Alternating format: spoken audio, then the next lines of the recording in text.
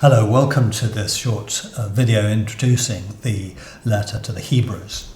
I think Hebrews is one of the most difficult books to understand in the New Testament, and I hope very much that the Bible for Life material will help you to get a grasp on what is going on.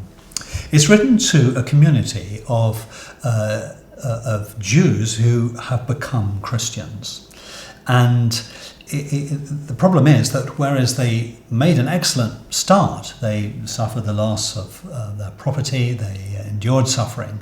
Now, perhaps a few decades later, they're beginning to lose their edge. Some of them are even considering backsliding and giving up their Christian faith. And this letter is written as an exhortation for them to keep going, not to give up. Now the author, we don't know who it is, but the author is clearly very familiar with Paul's theology and writings, and is also familiar with the temple sacrificial system.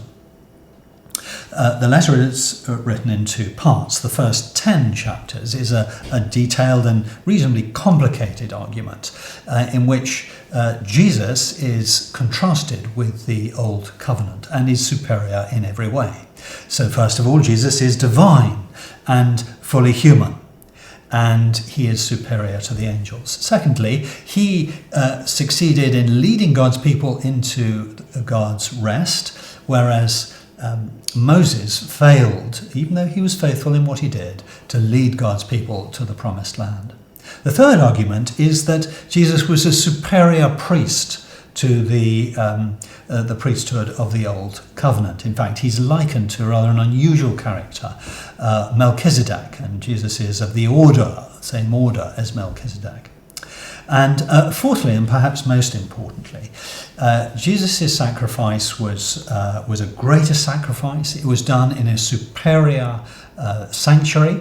He established a greater atonement, and on that basis, a far more superior covenant. And chapter 10 and verse 14 sums this up brilliantly. For by one sacrifice he has perfected for all time those who are being made holy.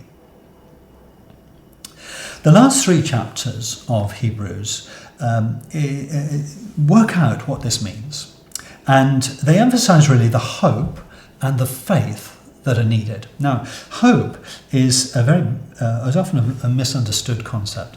Hope in the New Testament means what is certain, what lies ahead, what we can be assured of. It describes the life with God which we are already beginning to receive.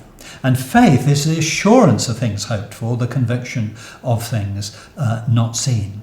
And therefore, the emphasis in this book is for these Hebrew Christians not to drift away, to make every effort to enter into the rest that God has provided for them. It's an exhortation to persevere, and certainly not to commit apostasy. Perhaps it's summed up best in some verses at the end of chapter 12.